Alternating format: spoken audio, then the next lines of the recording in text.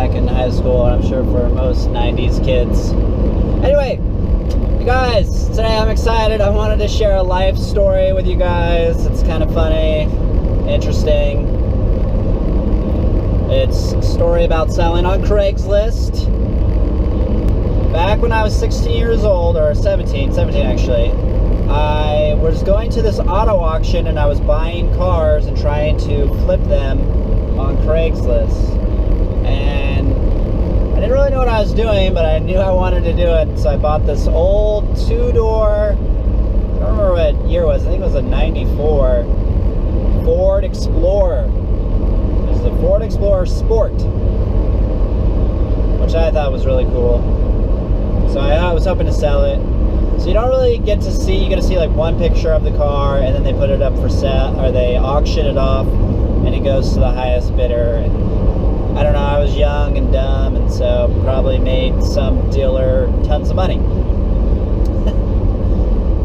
Anyway, when I first got the car, I got it and got in the car, and it started, and I was like, thank goodness it started. And then I towed it to, or I didn't tow it, I drove it to the nearest gas station because it didn't have any gas in it. I filled it up with gas, and then the next moment later, I get in the car and try and start it, and it doesn't start. Oh my gosh. So I don't know what was wrong. All my friends were saying it was probably the starter, because all the lights were on, and it was. I had to call my dad, and he came and towed the car home for me. Because I'm a effective, smart kid and couldn't afford a mechanic, I had to figure out how to fix the car. So I decided to purchase a starter from AutoZone and get to work on it. So I did, and it started fine. I cleaned up the car, put it up for sale on Craigslist for more than I purchased it for. And about 2 months went by and nobody wanted it. So I was kind of bummed. And so then one day I finally get this phone call, and it's from this lady. She said, yeah, we're buying a car for my daughter. You know, we just came upon some money because my father just passed away. And so my mom has decided to buy my daughter a car.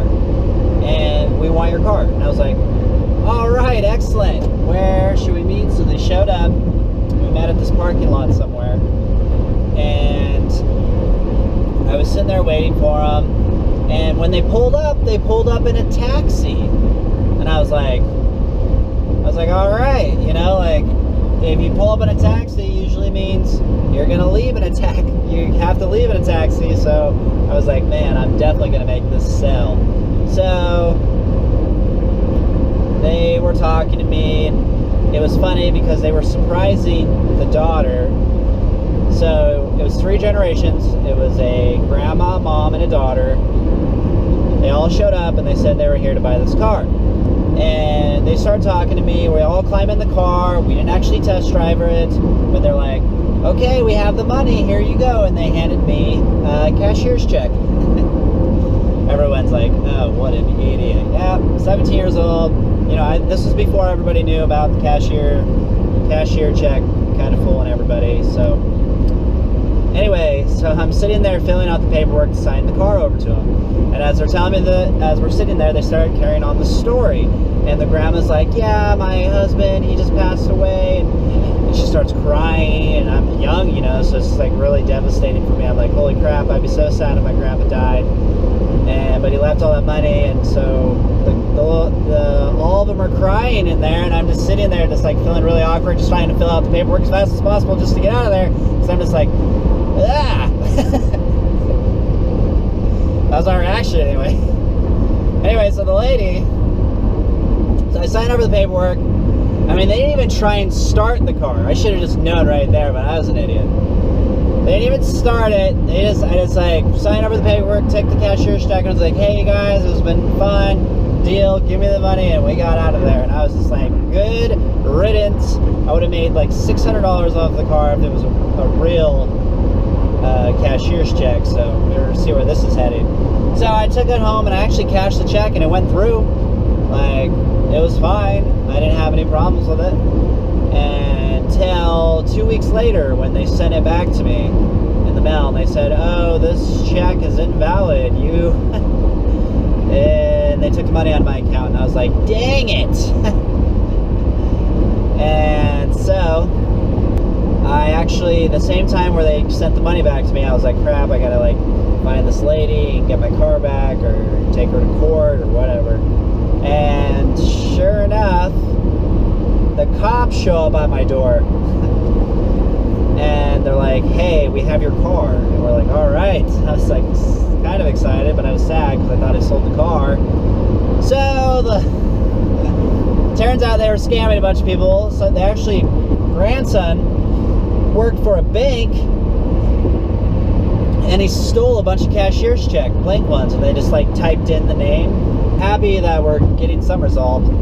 And they just came back and they gave me the title back and they said, take this to the DMV and they'll give you a new title and your car is, and here's your car. And so I get my car and it doesn't start. And I'm like, great. So it broke down and they basically, they ruined the starter again. I don't know what happened to the car. But the car was just old and rusty. Not a good car. Don't buy a car with a lot of rust. What a bad buy. Anyway, so I got the car back. I thought I'd have to like press charges, but they already had like a whole other case, and I'm like, I don't even want to deal with it. You know, I got my car back. I'm happy, and I had to tow the car back. Thank goodness my mom had AAA and she could tow the car for me. So I got the car back. I ended up leaving for Korea, so my grandfather was nice enough to take it to my grandma's house and park it there, and he hired someone to fix it. So like, I love you, Grandpa, you're always treating me really good. And so I came back and the car was working. It was a starter again, so made me feel better. And then I drove that around for a while, and then I started talking to people, and everyone's like, oh, your car is worth nothing. I actually looked online, it was worth like, it's still worth just like $300 less. I'm in the wrong lane here. So I ended up selling it for like $900 for a loss.